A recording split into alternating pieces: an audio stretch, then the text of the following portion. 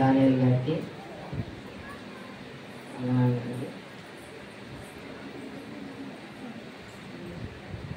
అందరికీ వందనాలండి. బాగున్నారు అందరూ?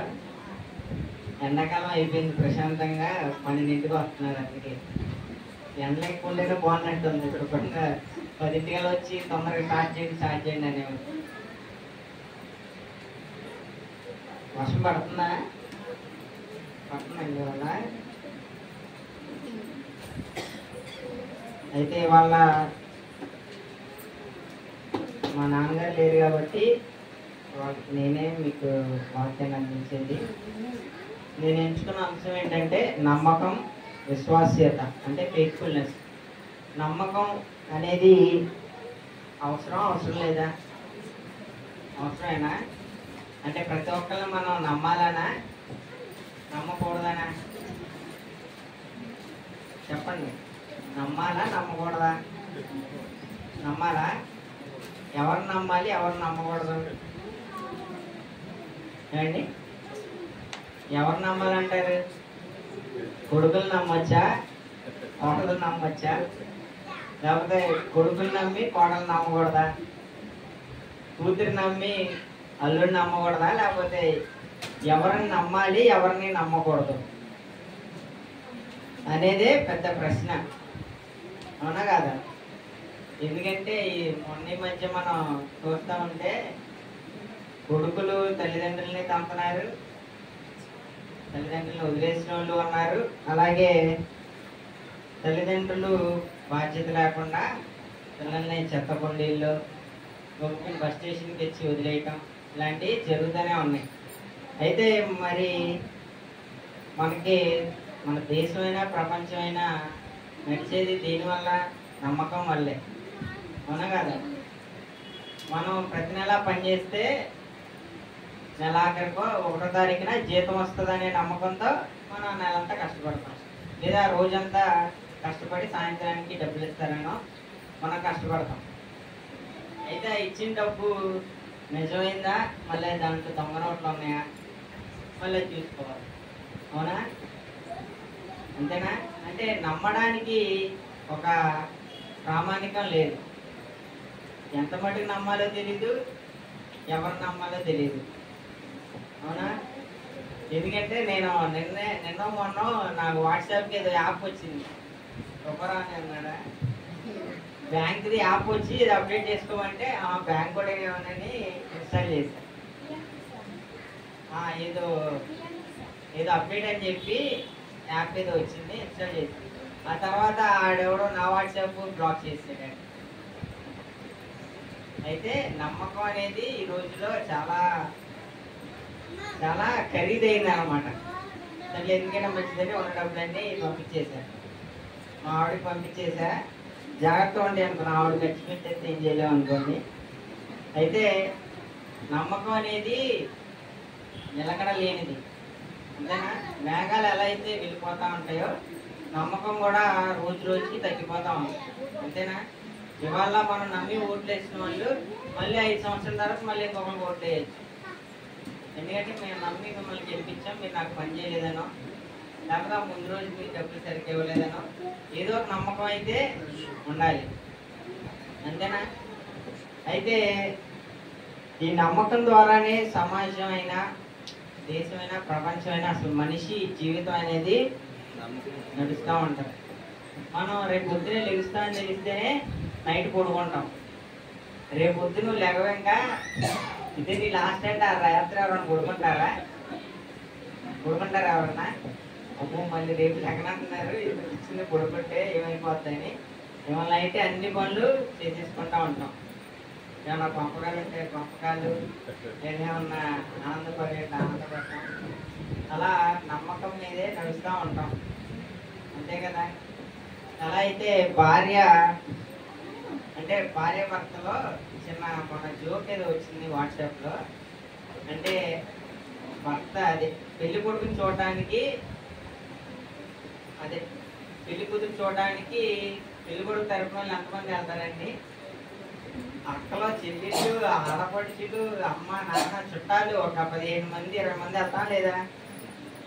కానీ కాపురానికి ఒక్కటే వస్తుందా లేదా ఏమండి? పెళ్ళైన వాళ్ళందరూ చెప్పాలి. మనం పెళ్లి చూపులకి వెళ్ళినప్పుడు బోల్డ్ మందిని వేసుకెళ్తాం. ఎందుకంటే ఆడవాళ్ళకి బోల్డ్ ధైర్యం అంట. సింగిల్గా వచ్చి అత్త మామ ఉన్నా వాళ్ళ చుట్టాలు ఉన్నా ఎంతమంది ఉన్నా అక్కడే ఉండి ఎట్టని నెగ్గుకొచ్చేస్తారంట. అయితే ధైర్యం కన్నా కూడా సర్లే అక్కడ నేను ప్రేమించిన మా ఆయన ఉన్నాడు కాబట్టి ఇవన్నీ చూసుకుంటానే ఒక నమ్మకంతో వస్తూ ఉంటారు. అవునా కాదా? మీరే చెప్పాలి. మీకు ధైర్యమా లేకపోతే ఎవరైనా ఎక్కువ చేస్తే మా ఆయన కుమ్మేస్తాననే ధైర్యమా లేకపోతే నమ్మకమా? ధైర్యం అంట. అయితే నిజంగానే ఆడవాళ్ళు పూర్తి ధైర్యవంతులు. పురుషులైనా కొంచెం భయపడతారు. ఎంత ధైర్యంగా ఉన్నా కనీసం వాళ్ళ భార్య కన్నా భయపడి తప్పదు. కాబట్టి ఈ ధైర్యం కన్నా నమ్మకం ఎక్కువ నేను అనుకుంటున్నా.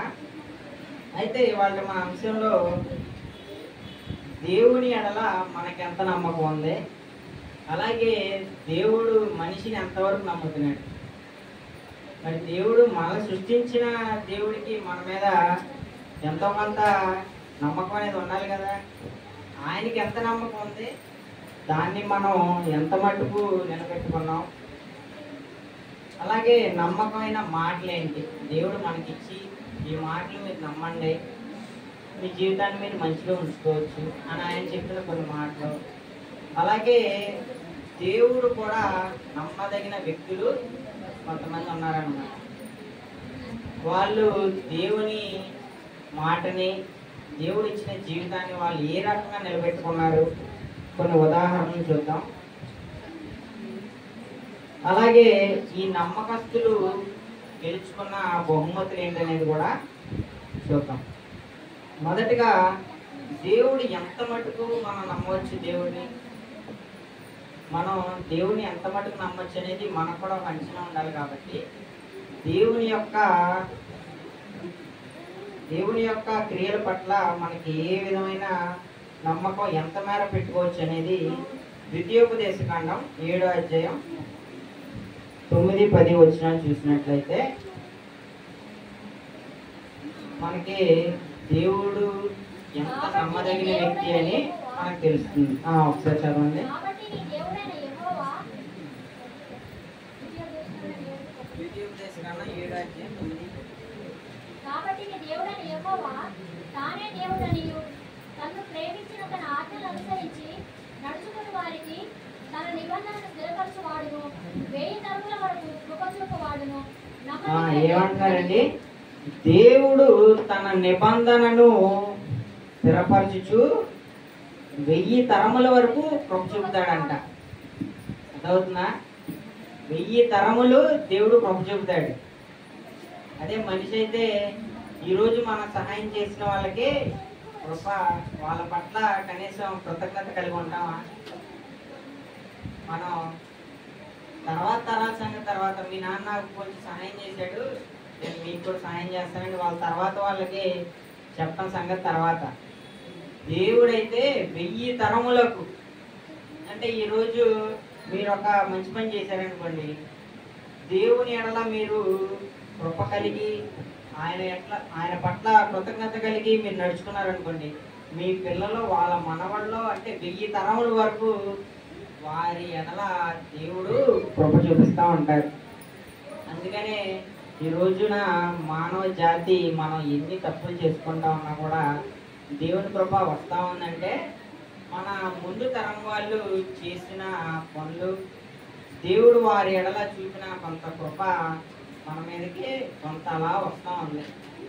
అయితే దేవుడు 1000 తరముల కృప ఎవరి పట్ల చూపిస్తారంటండి? ఒకసారి అదే వచనంలో చదవండి. ఎవరి పట్ల చూపిస్తారంట? 9వ వచనం ఒకసారి చదవండి. కాబట్టి నీ దేవుడైన యెహోవా తానే దేవుడనియు తన్ను ప్రేమించిన తన ఆజ్ఞలు అనుసరించి నడుచుకుని వారికి, తన్ను ప్రేమించి అంటే దేవుణ్ణి ప్రేమించి అలాగే దేవుని ఆజ్ఞల్ని అనుసరించిన వారి ఎడల మాత్రమే ఈ రకమైన ప్రేమ కృప 1000 తరముల వరకు చూపిస్తారంట.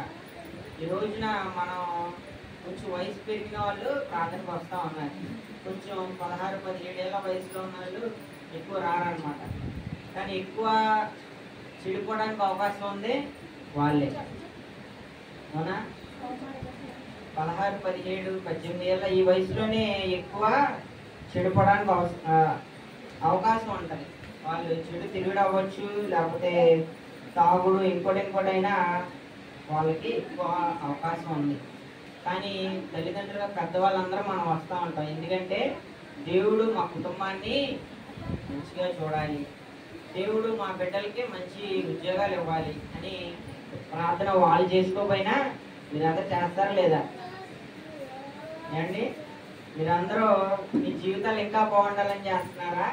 తల్లిదండ్రులందరూ మా పిల్లలకి మంచి ఉద్యోగాలు రావాలి, మంచిగా పిల్లలు పుట్టాలి, మనవడు మనవరాళ్ళు సంతోషంగా ఉండాలని చేస్తున్నారా? ఎంత లేదన్నా కొంత మీ ఆరోగ్యం కోసం చేసుకుంటారు మహా అయితే, అంతేనా? కొంత మీ ఆరోగ్యం కోసం చేసుకుని మిగిలినంతా వాళ్ళని మంచిగా చూడడానికి మేము ఉండేలా చూడు అని చెప్పి చేస్తూ ఉంటారు. అవునా? మా అమ్మ అయితే అమ్మ ఉద్యోగం వస్తే మా అబ్బాయి ఎక్కడికి వెళ్ళిపోతాడు మళ్ళీ రాకపోతేనే బాగుండని చేస్తున్నారు అనుకుంటా. ఉద్యోగం రాకుండా ఈ ఉద్యోగంలో ఇక్కడే ఉంటున్నాం. అయితే మనం ఏమి చేసినా తర్వాత తరాల వారి కోసమే చేస్తూ ఉంటారు. ఎలా అయితే ఇప్పుడు రాజకీయ నాయకులైనా పెద్ద పెద్ద సామ్రాజ్యాలు సృష్టించుకున్న వాళ్ళైనా దీనికోసం వాళ్ళంతా పాటుపడేది తర్వాత తరాలు వాళ్ళ బాగుండాలి, వాళ్ళ పిల్లలు బాగుండాలి, మా వంశీ పేరు ప్రతిష్టలు నిలబెట్టాలి. ముందు మీరు నిలబెడితే మీ పిల్లల సంగతి తర్వాత, మీరే మొత్తం చెడగొట్టేస్తే ఇంకేముంటుంది, అది ఆలోచించుకోమన్నమాట. అయితే దేవుడు మాత్రం ఎవరైతే తనని ప్రేమించి ఆయన ఆజ్ఞలను అనుసరించి జీవిస్తారో వారి కుటుంబాలకి, వాళ్ళ వంశానికి, అలాగే తరతరముల వరకు ఆయన కృప చూపిస్తాడంట. 1000 తరముల వరకు, మళ్ళీ ఒక్క తరం కూడా కాదు, 1000 తరముల వరకు కృప చూపిస్తాడు.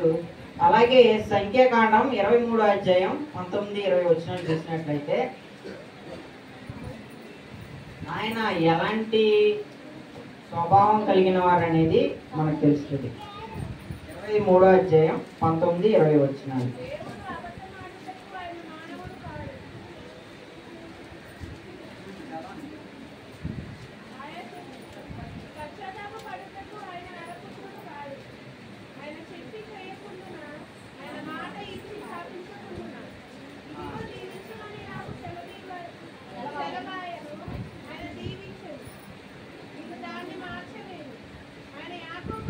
చాలండి, చాలు. ఒకసారి 19వ వచనం మీరు మళ్ళీ చదివినట్లయితే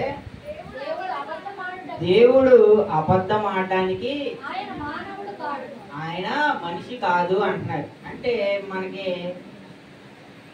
బైబిల్ గ్రంథంలో ఆయన ఇచ్చే ప్రతి మాట ఎంత నిక్కచ్చిగా ఉంటది, ఎంత ఆయన నిజాయితీగా ఉంటారనేది మనం తెలుసుకోవడానికి ఈ వచనం చెప్తున్నారనమాట. ఏమంటున్నారు? అబద్ధం ఆడడానికి ఆయన మనిషి కాదు అంటే ఏంటి? ఆయన మాట తప్పడు అంటే అర్థం ఏంటండి? ఆయన ఆజ్ఞలను అనుసరించి మీరు నడిస్తే మీకు నేను తరతరాలు కృప చూపిస్తాను అన్న మాటకి మన ఆ మాట నమ్మొచ్చా నమ్మకూడదా? నమ్మొచ్చు అనడానికి ఈ వచనం దానికి ఆధారంగా ఉందన్నమాట. ఏంటంటే ఆయన మనిషి కాదు ఒకవేళ అబద్ధం ఆడడానికి, ఆయన మనిషి కాదు తప్పు చేయడానికి. ఆయన ఒక మాట ఇచ్చారంటే అది యుగయుగములు నిలిచిపోతుంది, తరతరములు కూడా ఆయన ఇచ్చిన మాట నిలబడుతుంది. దానికి తగ్గట్టే ఆయన నడిపిస్తూ ఉంటాడు మన మనిషి జాతి మొత్తాన్ని. అలాగే దేవుడు ఆయన నమ్మిన వాళ్ళకు కూడా కష్టాలు ఇస్తూనే ఉంటారు, శోధనలు వారికి వస్తూనే ఉంటాయి. అయితే మరి దేవుడు మనకి ఆయన ఆజ్ఞలు అనుసరిస్తే మనకి మంచి చేస్తా అన్నారు కదా, ఇదేంటి మనకి శోధనలు అనుకున్నట్లయితే మనకి వచ్చిన ఆధారంగా ఇంకొక విషయం తెలుస్తుంది. 1 కొరింథీ 10వ అధ్యాయం 13వ వచనం చదవండి. 1 కొరింథీ 10వ అధ్యాయం 13వ వచనం.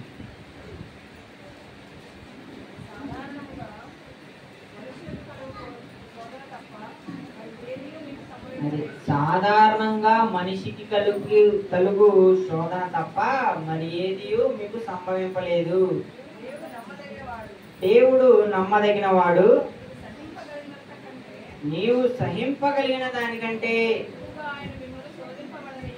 ఎక్కువగా మిమ్మల్ని శోధింపబడనీయడు.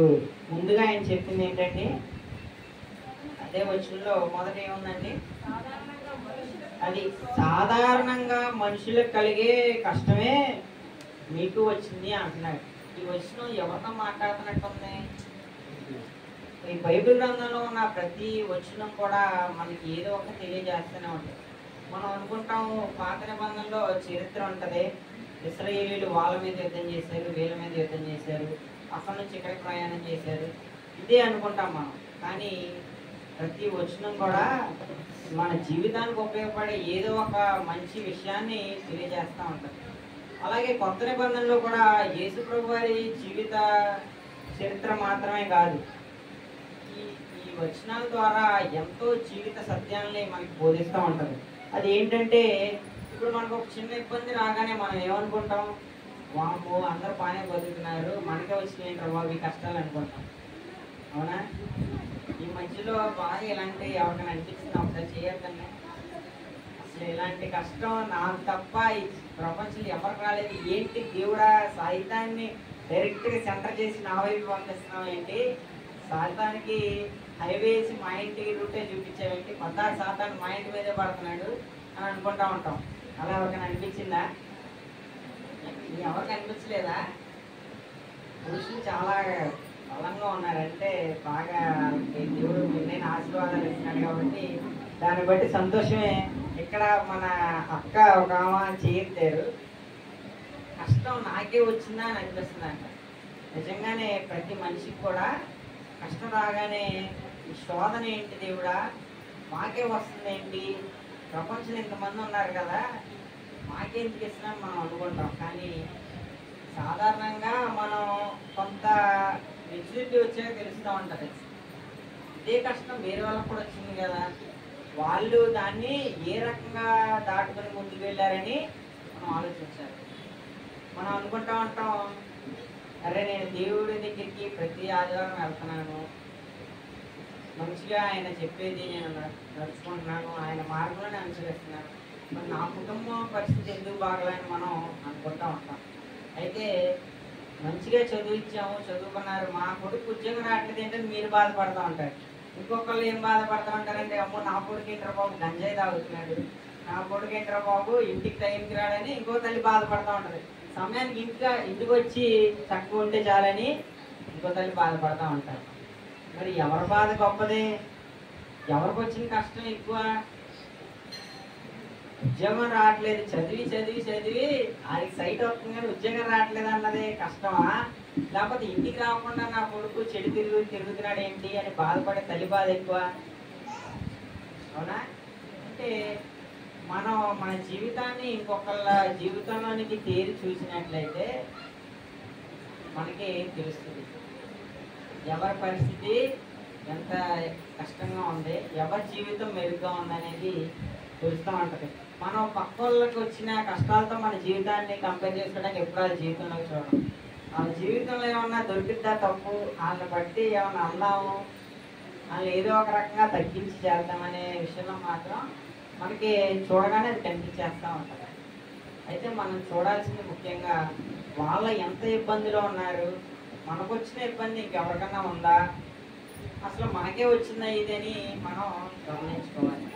సాధారణంగా మనుషులకు కలిగే శోధన తప్ప మీకు ఏది రాలా, అంతేనా? ఒక చిన్న అనారోగ్యం మనకు వస్తే ఏంటి ఇది చలించుకున్నాం అనుకున్నా, మనవలను చూసుకున్నాం అనుకున్నా, నాకే ఏంటి చెప్పడం అని మనం అనుకుంటే అదే ఇబ్బంది చాలా మందికి వచ్చి ఉంటుంది. మనం ఒకసారి చూసినట్టయితే ఒకరోజు మనం పొద్దున లెగడానికి వెళ్ళినప్పుడు లేదా ఒక చిన్న ఆపరేషన్ థియేటర్కి వెళ్ళినప్పుడు మన జీవితం అమ్మో రేపు మనం బ్రతుకుంటాం లేదని మనం అనుకుంటా ఉంటాం. కానీ ఆ డాక్టర్ ఏమనుకుంటాడు, ఒక గవర్నమెంట్ హాస్పిటల్ అనుకుంటే ఒక డాక్టర్ ఎన్ని ఆపరేషన్ చేస్తారంటే గర్భవతి ఆపరేషన్ అనుకున్నాం, అంటే డెలివరీస్ అనుకున్నాం. 30 నుంచి 40 వరకు ఒక రోజు టార్గెట్ ఉంటున్నారు ఎగ్జామ్. కానీ అక్కడికి వెళ్ళిన ఆ తల్లి గమనించేటప్పుడు వెనకేది ఇంజక్షన్ చేస్తారంట కదా సిజేరియన్ వాళ్ళకి. అది చేసేటప్పుడు అమ్మని బ్రతుకుతానో లేదా అన్న టెన్షన్లో మనం ఉంటే తొందరగా చేసి పంపించేస్తే ఇంకా 37 ఆపరేషన్ చేసిన వాళ్ళ అనేది ఆ మనిషి ఉంటారు. అంటే మనిషికి చూసే సమస్యని దాని పట్ల మనకున్న ఆలోచన మారిపోతూ ఉంటుంది. అర్థమవుతుందా? అందుకని మనకు వచ్చిన కష్టాన్ని బాధ ఉంటుంది, కానీ దేవుడు ఏం చేస్తాడంట? తర్వాత చదవండి.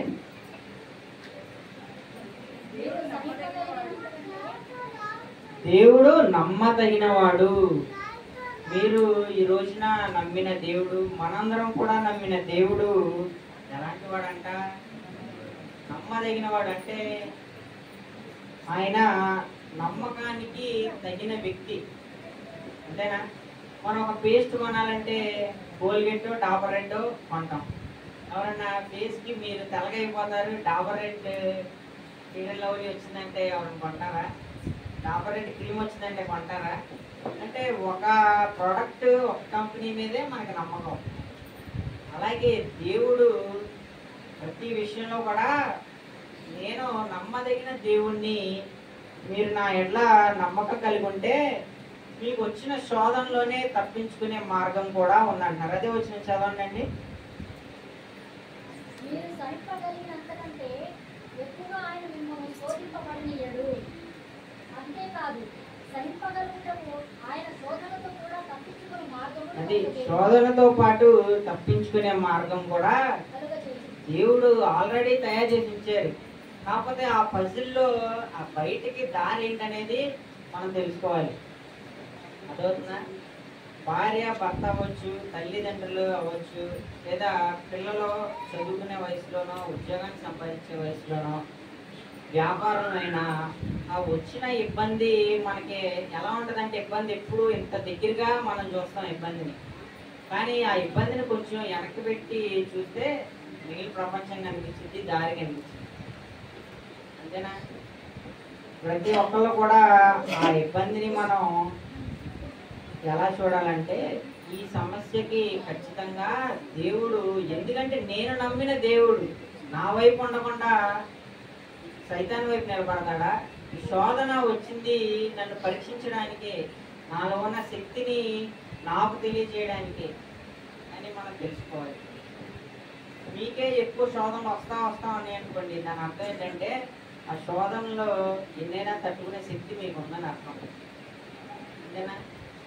మీరు అందరూ అనుకుంటారు, కొన్నిసార్లు అంటూ ఉంటారు కొంతమంది, ఏంటంటే ఇదే కష్టం ఏమో ఇంకోటి వచ్చిండే అది చచ్చిపోయాడు రా బాబు ఈ వాటికి అనుకుంటా ఉంటాం. స్త్రీలకి ఏమో కానీ పురుషులకి అయితే ఎక్కడ బండి ఆగిపోతే తెలియదు, ఎక్కడో వ్యాపారానికి వెళ్తాం, అక్కడ బండి ఆగిపోవచ్చు, అక్కడ పెట్రోల్ అయిపోవచ్చు. అమ్మో ఈ కష్టంగానే అడవిలోకి వెళ్ళినప్పుడు ఎక్కడైనా ఆగిపోవచ్చు బండి, ఏమైనా అవ్వచ్చు. అయితే ఏదో నమ్మకం ఏంటంటే ఎక్కడో గట్టగా మనం ఇంటికి వచ్చేద్దామన్న ధైర్యంతో మనం వెళ్ళిపోతూ ఉంటాం. అమ్మో ఇంకొకటి వచ్చింటే జరుగుంటే చచ్చిపోతుంటారు మొహం అంటూ ఉంటారు. అంటే ఇంకొకరికి ఈ కష్టం వస్తే వాళ్ళు తట్టుకోలేరని మీకే తెలుస్తూ ఉంటుంది. ఎందుకు? మీకు ఆ శక్తి ఉందని మీరు గమనించినప్పుడు, అదే శక్తి మీలో దేవుడు ఇచ్చిన ఆ శక్తి మీలో ఉందని మీరు నమ్మలేదనుకోండి, మనకి ఏమనిపిస్తాయి? మాకు ఏంటి కష్టాలన్నీ నాణ్యత మీద పడి నేను ఒక అడుగు కూడా ముందుకెళ్ళానని మనం అనుకుంటాం.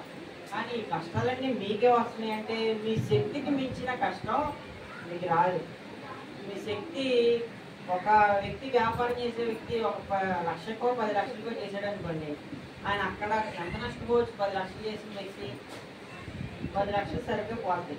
అంటే అతని కష్టం, అతని స్థాయి 10 లక్షల వరకు అంటే 10 లక్షల కష్టమే వస్తుంది. మీ స్థాయి ₹1 కోటి 10 కోట్లు అనుకో, మీకు ఆ స్థాయిలోనే నష్టం కూడా వస్తుంది. అమ్మో ఇంత కష్టం ఎలా అంటే, మరి నీ స్థాయి అది. దేవుడు నీ శక్తిని, సైతానైనా దేవుడైనా మీ శక్తిని ఆ స్థాయిలో ఉందని మీకు సర్టిఫికెట్ ఇవ్వడానికి మీకు కష్టం వచ్చింది. ఆ సమయంలో ఏం చేయాలి?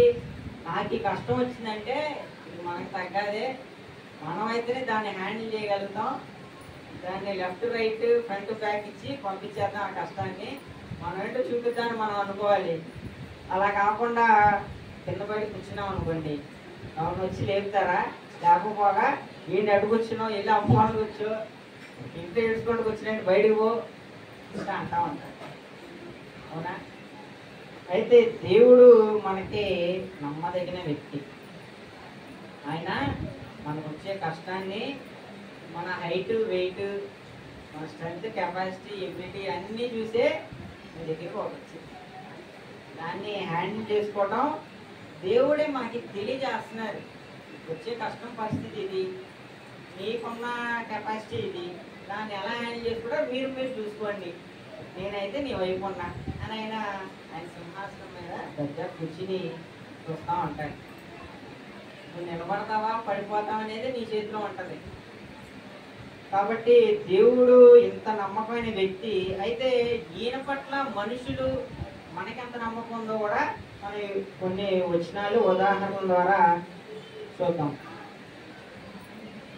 హెబ్రీయులకు రాసిన పత్రిక 3వ అధ్యాయం 9-10 వచనాలు చదివినట్లయితే దేవుడు ఎంత నమ్మకమైన వ్యక్తి, అలాగే దేవుని శక్తి ఏ మేరకు ఉంది, ఆయన కృపా కనికరం మనకి ఎలా ఉంటుందో చూసాం కదా. ఇప్పుడు మనిషి దేవుణ్ణి ఆయన నమ్మకాన్ని గెలుచుకోగలుగుతాడా? ఒక మనిషి దేవుని నమ్మకాన్ని గెలుచుకోగలుగుతాడా, లేదా ఆయన నమ్మకాన్ని ఒమ్ము చేస్తారనేది చిన్న చిన్న ఉదాహరణలు మనం చూద్దాం. హెబ్రీయులకు రాసిన పత్రిక 3వ అధ్యాయం 9-10 వచనాలు చదవండి. 40 సంవత్సరములు నా కార్యములను చూచి మీ పితరులను పరీక్షించి శోధించిరి.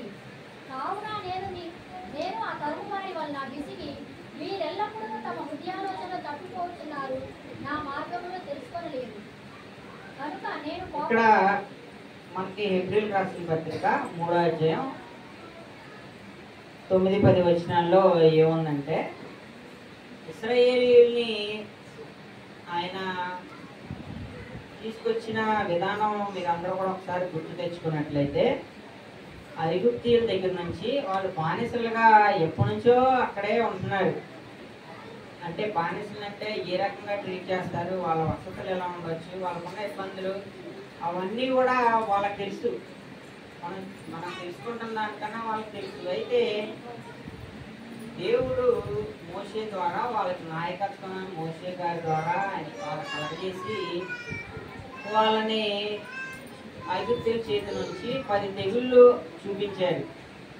10 తెగుళ్ళు ఐగుప్తీయులందరికీ వచ్చి ఆయన శక్తిని చూపించాడు. నేను తలుచుకుంటే ఈ మనిషి జాతిని ఏం చేయగలను, ఐగుప్తీయులందరినీ ఏ రకంగా సంహరించగలను, వాళ్ళకి ఎలాంటి ఇబ్బంది కలగజేయగలనని ఆయన చూపించారు. అంతేకాకుండా వెళ్తా ఉంటే ఐగుప్తులు వెంటబడతా ఉంటే ఎర్ర సముద్రంని పాయలుగా చీల్చి దీప స్తంభాల ద్వారా వెలుగుని కలగజేసి ఆయన వాళ్ళందరినీ తోడుకుని వచ్చి ఆ కానాను ప్రదేశానికి వెళ్తా ఉంటే ఈ మధ్యలో వీళ్ళందరూ ఏమైపోయారు? వీళ్ళందరూ కూడా అవిశ్వాసానికి, భ్రష్టత్వానికి, విగ్రహారాధనకి అలవాటు పడిపోయారు. ఈ మధ్యలోనే నిలబడలేకపోయారు. అయితే దేవుడి మీద నమ్మకంతో మీరందరూ కూడా ముందుకైతే వచ్చారు అక్కడ ఉన్న ఇశ్రాయేలీయులు అందరూ. కానీ దేవుడి మీద పెట్టుకున్న నమ్మకాన్ని ఆయన నిలబెట్టుకున్నారు లేదా? దేవుడైతే నేను మీకు తోడుగా ఉంటాను, మిమ్మల్ని మీరు కోరుకున్న ఆ పవిత్ర స్థలానికి నేను తీసుకెళ్తానని ఆయన ఇచ్చిన మాట ప్రకారం ఆయన సముద్రం ఎదురుగా వచ్చినా దాన్ని విడగొట్టి వాళ్ళని తీసుకెళ్ళాడు. పొరవ రథములు, గుర్రములు వాళ్ళన్నిటిలో నుంచి అలా కాపాడుతూనే వచ్చాడు. మరి దేవుడైతే నమ్మకంగా ఇశ్రాయేలు తరపున నిలబడ్డారు. మరి ఇశ్రాయేలీయులు నిలబడ్డారా? నిలబడలేకపోయారు. ఎందుకంటే అవిశ్వాసం అంట. దేవుడి పట్ల ఒక చిన్న ఆ రోజున ఏదైనా ఆహారం రాలేదనుకోండి, ఏం దేవుడు మమ్మల్ని ఎక్కడ తీసుకొచ్చి అడవిలో పడేశాడు, అసలు దేవుడేనా ఆయన? రకరకాలుగా ప్రశ్నించి ఏంటి దేవదూతలు తినే అన్నా కురిపించినా కూడా, అయితే అది లేకపోతే అన్న లేదండి. మన్నా కురిపించిన తర్వాత చక్క మేము అక్కడ ఉంటే బానిసలుగా ఉన్నా మంచి మాంసాహారం తినేవాళ్ళం, హ్యాపీగా ఉండేవాళ్ళం అని అంటున్నాం. మోషే గారు పైకి కొండ మీదకి దేవుడితో మాట్లాడడానికి వెళ్ళి వచ్చే లోపలనే ఇక్కడ ఒక ప్రతిమని వాళ్ళే తయారు చేసి వాళ్ళే దేవుడిగా ప్రాక్టీస్ చేసుకుని దేవతలుగా వాళ్ళ చుట్టూ కూడా ఆ విగ్రహాల చుట్టూ తిరుగుతా డ్యాన్స్ చేస్తా ఉన్నారు. అంటే ఈ ఉదాహరణ మనకి ఎందుకు ఇక్కడ ఏప్రిల్ రాసిన పత్రికలో ఏం చెప్తున్నారంటే అక్కడ ఇశ్రాయేలీయులు చేసిన ఆ తప్పు మనందరికీ హెచ్చరిక. దేవుడు మీకు ఒక అవకాశాన్ని ఇచ్చినప్పుడు దాన్ని మీరు నిలబెట్టుకోగలుగుతారా లేదా అనేది ఒక చిన్న ఉదాహరణ కింద ఈ విషయాన్ని అక్కడ ఏప్రిల్ రాసిన పత్రికలో తెలియజేస్తున్నారు. మనందరికి కూడా అవకాశాలు వస్తూనే ఉంటాయి, కానీ మనం అనుకుంటాం అమ్మా ఇంకా దేవుడితో పని అయిపోయింది, మనకి రావాల్సింది వచ్చేసింది, అయిపోయింది. ఇంకా ఇప్పుడు ఒక చేపల మార్కెట్కి వెళ్ళాం, ఒక కేజీ చేపల కోసం వెళ్ళాం, ఆయన ఇచ్చేసాడు, డబ్బులు ఇచ్చేసారు. పని అయిపోయాక మళ్ళీ పాపం చేపలు బాగా తింటాడు ఆయన ఆరోగ్యం ఎలా ఉందో, ఆయన పిల్లలు బాగా చూసుకున్నాడు, పాపం ఇన్ని చేపలు అమ్ముతున్నాడు, సముద్రంలోంచి పట్టుకొచ్చి ఆయన తింటున్నాడో లేదు, వాళ్ళ ఆవిడ ఎలా వండుతుంది ఏంటని ఆలోచిస్తాం. మనం డబ్బులు ఇచ్చాం, ఆయన చేపలు ఇచ్చాడు, తెచ్చుకున్నాం, శుభ్రంగా వండాం. వండిన తర్వాత అమ్మ ఇది ఇంట్లో వాళ్ళకి నచ్చితే లేదు, మళ్ళీ ఉప్పు ఎక్కువైందని ఉడకలేదని ఏదో బుర్ర తింటారని ఈ సమస్యలో పడిపోతాం. అవునా? మరి దేవునితో కూడా అంతేనా మన పని? మాకు మంచి ఇల్లు కావాలి, మాకు ఇల్లు వాకి లేదని మనం ఆయన్ని దానికోసమైనా మనం ఆయన దగ్గరికి వచ్చింది. కానీ నిజానికి చూసుకుంటే చాలా మంది అంతే చేస్తున్నాం మనందరం కూడా. ఏంటంటే పరీక్ష ముందు రోజు కూడా కాదు, రిజల్ట్ వచ్చే ముందు రోజు దేవుని కోరుకుంటాం.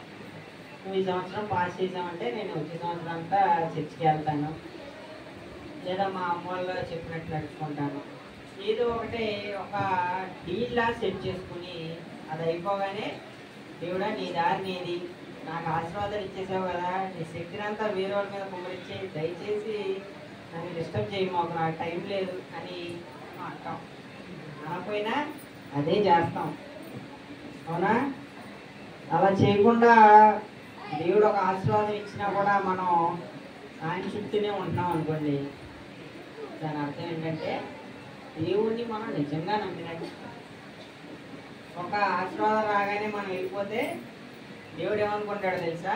మన గురించి ఒక చిన్న ఉదాహరణ చెప్తారనమాట. మన లాంటి మనుషులు దేవుడు ఎంతమందిని చూస్తుంటాడు, ఎన్ని తరాలు చూస్తుంటాడు. అవునా? మనిషి వేషధారణ మారచ్చు, కానీ మనిషి ఆలోచన విధానం ఎప్పుడూ ఒకటే. మనం పూర్వీకుల మన ఇంతకు ముందు తరాల వాళ్ళు చూస్తే వాళ్ళ బండ్లు లేవు, ఏమి లేవు. అప్పుడు ఇప్పుడు మేము కార్లో తిరుగుతున్నాం, మంచిగా ఇస్త్రీ బట్టలు వేసుకుంటాం, మీదేమంతా పంచి కట్టుకునేవాళ్ళేమో, మేమే గొప్ప అని మనం అనుకుంటాం. మన జనరేషన్లో మనిషి వేషధారణ మారచ్చు, లివింగ్ స్టైల్ మారచ్చు, కానీ మనసు మాత్రం మనిషిది అదే మనసు. ఆ విషయాన్ని దేవుడు ఎప్పుడో గమనించారు. గమనించకపోతే ఆయన దేవుడు ఎందుకు అవుతారు? అయితే దీనికి ఉదాహరణగా ఆయన ఒక చిన్న ఉదాహరణ చెప్తున్నాడు. లోకాసు వార్త 19వ అధ్యాయం 12వ వచనం చూసినట్లయితే,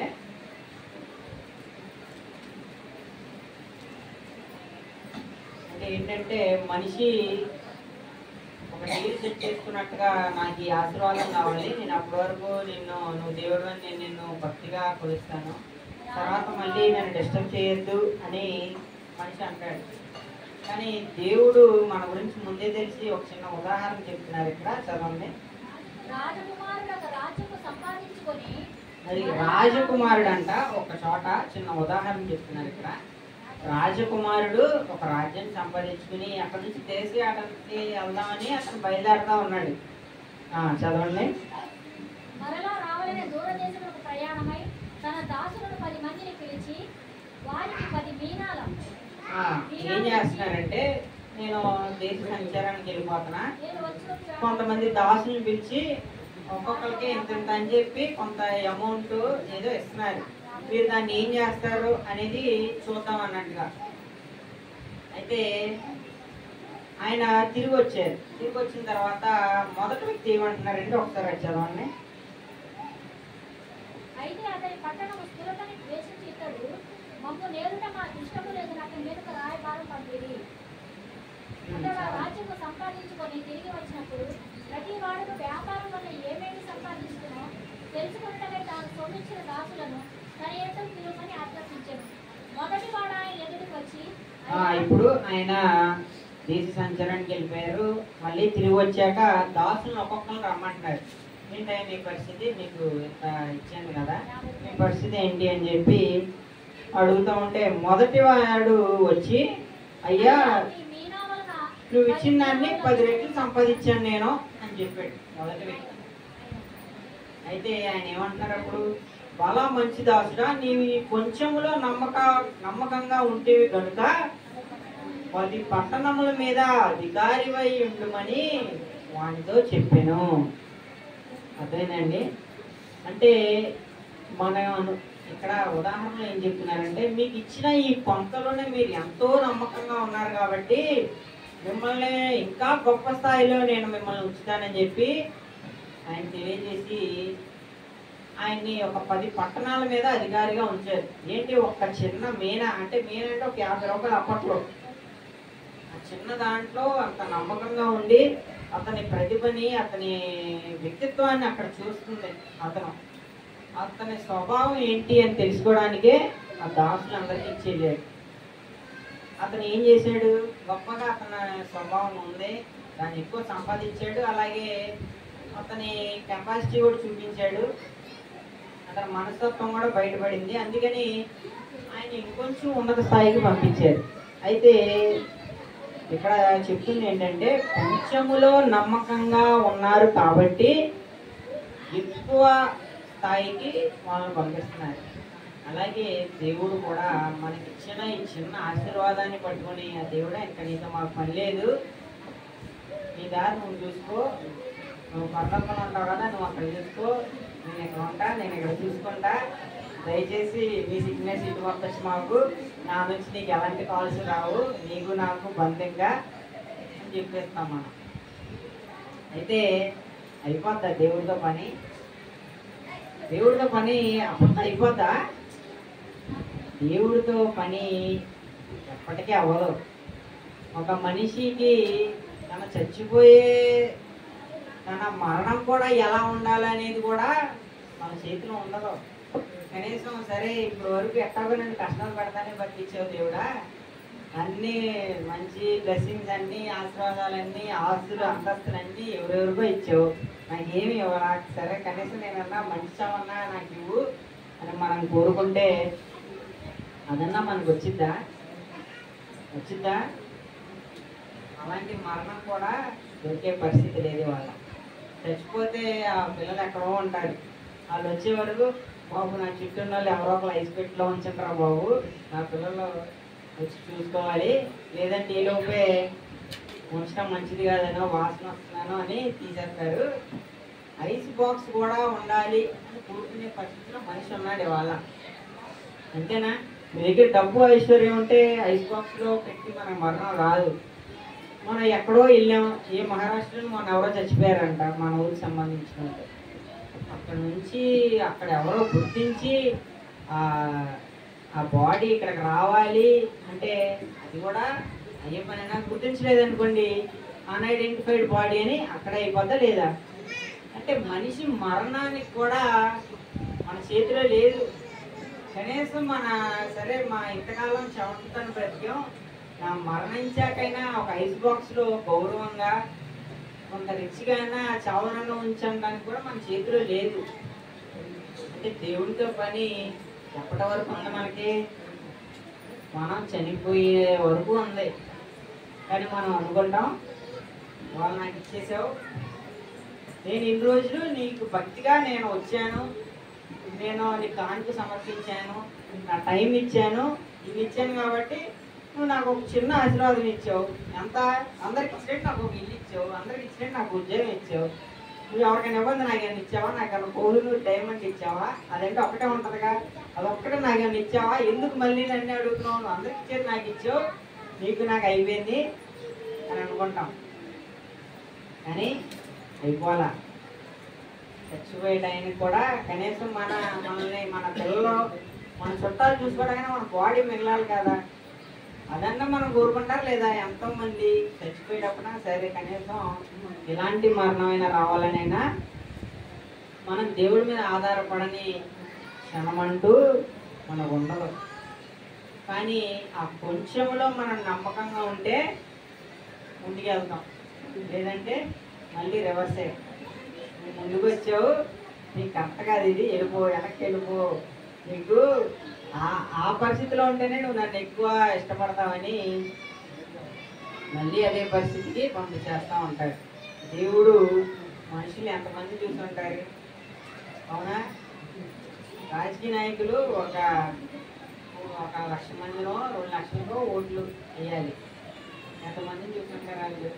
నేను చెప్పేది నీకు చెప్తారు, అలాగే చెప్పేది అలాగే చెప్తారు, అంతేనా? అంటే 1,00,000 మందినో 2 లక్షల మందిని చూసిన ఒక వ్యక్తికే ఇన్ని తెలివితేటలు ఇంతమందిని అర్థం చేసుకోగలిగినప్పుడు ఎన్ని కోట్ల మంది భూమి మీద పుట్టుంటారు ఇప్పటికీ? ఆదాం దగ్గర నుంచి మొదలు ఇప్పటికీ ఎన్నో కోట్లు కొంతమందిని చూసిన ఆయన మన మనస్తత్వం ఆయనకి తెలీదా? తెలుసు. కాకపోతే నమ్మకం. ఒక బ్యాంకులో మనం ఈరోజు ఫిక్స్డ్ డిపాజిట్ ఇంకోట 1 కోటి రూపాయలు చేసామనుకోండి, ఒక 10 లక్షలు 15 లక్షలు చేసామనుకోండి, బ్యాంక్ ఇన్సూరెన్స్ ఎంత తెలుసా? అంటే ఒకవేళ బ్యాంక్ స్టేట్ బ్యాంక్ అవ్వచ్చు ఏదైనా ఒకవేళ కొలాప్స్ అయిపోయింది అనుకోండి, అంటే మనకి అంతవరకు ఆలోచించాం. మన దగ్గర డబ్బులు అంటే ఒకటి బ్యాంక్లో పెట్టాం అనుకుంటాం, 20 లక్షలు తీసుకెళ్ళి దాచిపెట్టారు.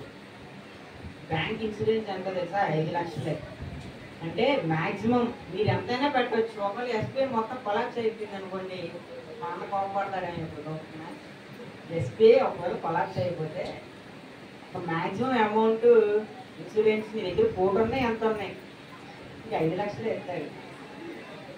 కానీ ఈ బ్యాంక్ అంత పెద్ద బ్యాంక్ ఏమైందని మనకున్న డబ్బులన్నీ ఎక్కడ పెడతాం? బ్యాంకులోనే పెడతాం. అంటే మనం అవన్నీ ఆలోచించకుండా ప్రశాంతంగా ఉండాలంటే ఏదో ఒకటి నమ్మి ముందుకు వెళ్ళిపోవాలి సమాజం, అంతేనా?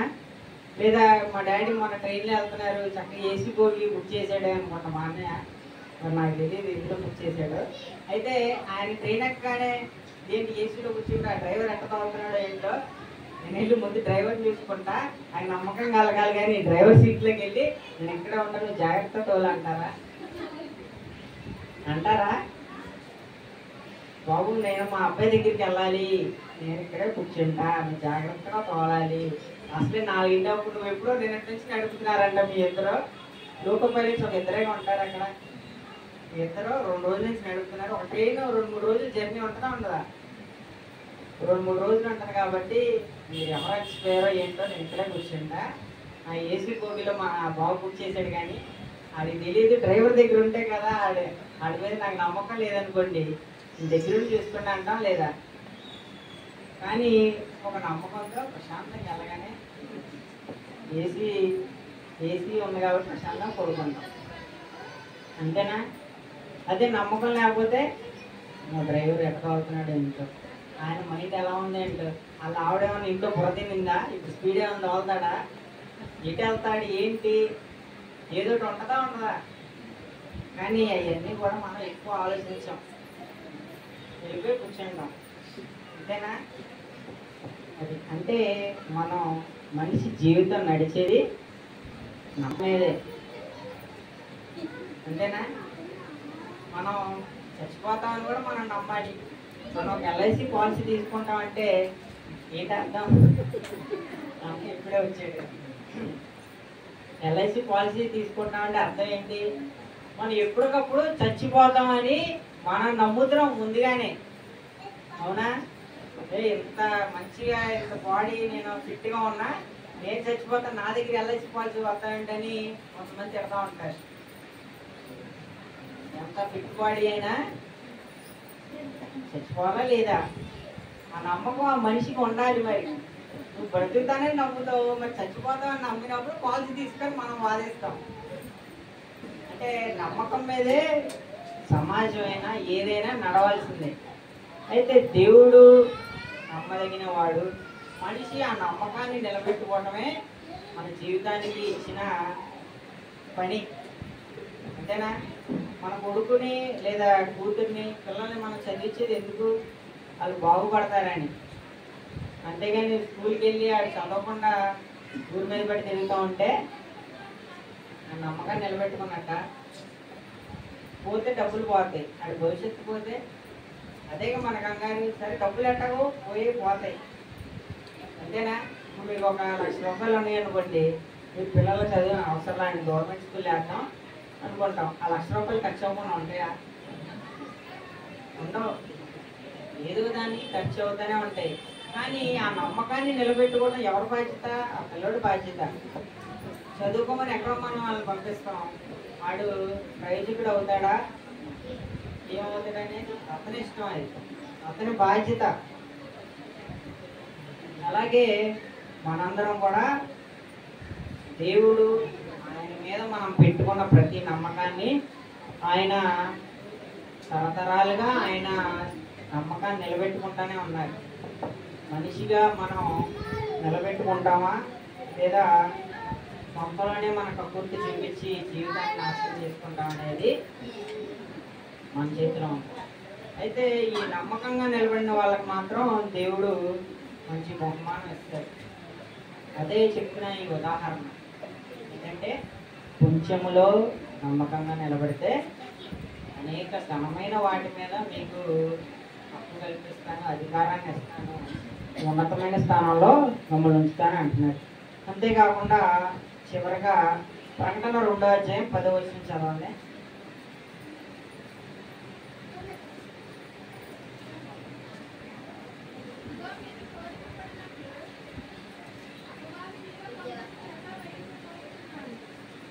ఆ 2:10 చదవండి.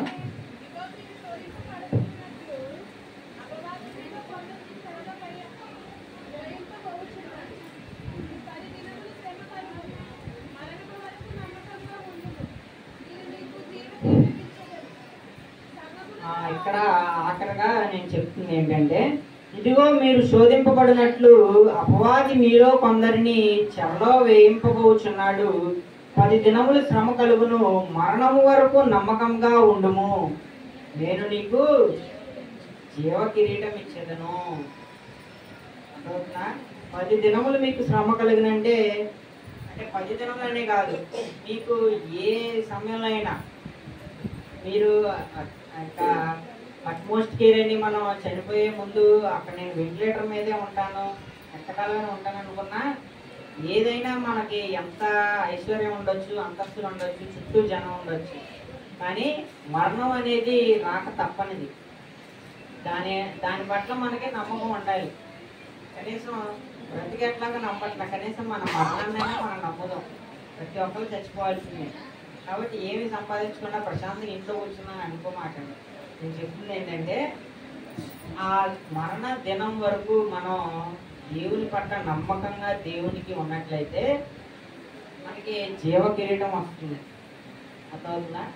జీవ కిరీటం అంటే ఎలాంటిదంటే, భార్య తన భర్తని ఒక 2-3 సంవత్సరాల తర్వాత మా ఆయన బాగా చూసుకుంటున్నాడని చెప్పింది అనుకోండి, అదే పెద్ద కిరీటం.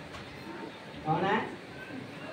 లేదా ఒక పిల్లవాడు మంచి ప్రయోజకుడు అయ్యి ఉద్యోగం వచ్చి ఆయనకి పిల్లలు పుట్టిన కొంతకాలానికి మా నాన్న ఎంతో కష్టపడి మమ్మల్ని పెంచాడని ఒప్పుకున్నాడు అనుకోండి, అది పెద్ద క్రెడిట్ తండ్రికి. అంతేనా? అంటే పడిన కష్టానికి ఫలితం అనేది కనిపించాలి. ఒక తల్లి జన్మనివ్వడానికి ఎంతో కష్టపడతారు. చివరిగా వాళ్ళు కొంచెం పెద్దయ్యాక, నువ్వేంటి నేను ఎంత ఉంటే నువ్వు నన్ను ఎక్కడికి అన్నావు, నువ్వు నాకు వర్షానికి వస్తున్నావు, నువ్వు నన్ను ఎక్కడికి అన్నావు అంటే, అరే నీకు బుర్రన్నా లేని ఉండాలి, లేదా అర్థం అన్నా నీకు జీవితం అనేది అర్థం కానన్నా కాకుండా పోవాలి. కాబట్టి ప్రతి క్రియకి ప్రతిక్రియ ఎలా ఉంటుందో మనం చేసే ప్రతి పనికి ఫలితం కూడా ఉంటుంది. మరణం వరకు గనక మీరు నమ్మకంగా ఉన్నట్లయితే నేను మీకు జీవ కిరీటం ఇచ్చేదను అంటున్నాడు. మనం ఇంత బ్రతికేది చివరికి చనిపోయిన తర్వాత దేవుని పట్ల ఆయన పక్కన మనం ఉండాలని ఒక చిన్న కోరికతోనైనా కాదా? ఆ జీవ కిరీటం మనకు రావాలంటే ఈ వయసులో ఉన్నప్పుడు లేదా మధ్యలోనో చనిపోయే ముందో కాదు, మన జీవితకాలం ఎంత ఉంటే అంత శ్రమల్ని మనకు ఉంటాయి, వాటిని తట్టుకోవాలి. మంచి ఆశీర్వాదాలు వస్తాయి, వాటిలో కూడా నిలబడాలి. కొంతమంది అనుకుంటారు కష్టాలు వచ్చినప్పుడు నిలబడితే చాలు, దేవుడు తర్వాత బాగానే చూసుకుంటాడు అనుకుంటాడు. కాదు, మీకు ఆశీర్వాదాలు వచ్చినప్పుడే ఇంకా ఎక్కువ జాగ్రత్తగా ఉండాలి. ఆశీర్వాదం వచ్చినప్పుడు ఆశీర్వాదం ఎలాంటిదంటే మంచి గాలి తుఫాన్ లాంటిది అనమాట. మనం అనుకుంటాం అది ఒక చల్లని వాయువు అనుకుంటాం, కానీ కాదు. మనకు వచ్చే ఆశీర్వాదం ఒకేసారి వచ్చిపోయింది అనుకోండి, దాన్ని తట్టుకోవడం అంటే చాలా కష్టం. ఒక్కొక్కరు మనం వాళ్ళకి మాట ఇచ్చేస్తూ ఉంటాం, వీళ్ళకి మాట ఇచ్చేస్తూ ఉంటాం, అది ఇది గోల్డ్ అనుకుంటాం. అక్కడ శ్రీకాకుళంలో ల్యాండ్ ఎంత అడుగు అంటాం, అక్కడ తెలంగాణలో మంచి హైదరాబాద్లో భూములు ఉన్నాం అనుకుంటాం. ఇవన్నీ కూడా మనం ఆలోచనలు ఆశీర్వాదాలతో పాటు మన నోరుకి అది ఉండదు, మన ఆలోచనలకి అది ఉండదు. కాబట్టి మనం ఏం చేయాలంటే కష్టాల్లోనూ లాభాల్లోనూ ఎల్లప్పుడూ దేవుని యెడల నమ్మకం కలిగి ఉండాలని కోరుకుంటూ ఈ చిన్న వాక్యం మీ అందరి హృదయాల్లో ఫలించాలని కోరుకుంటున్నాను. ఇప్పటివరకు వాక్యం ఉన్న మీ అందరికీ నా వందనాలు. ప్రభరాత్రి భోజన కార్యక్రమం మన మధ్య శ్యామ్ గారు వచ్చి నడిపిస్తారు.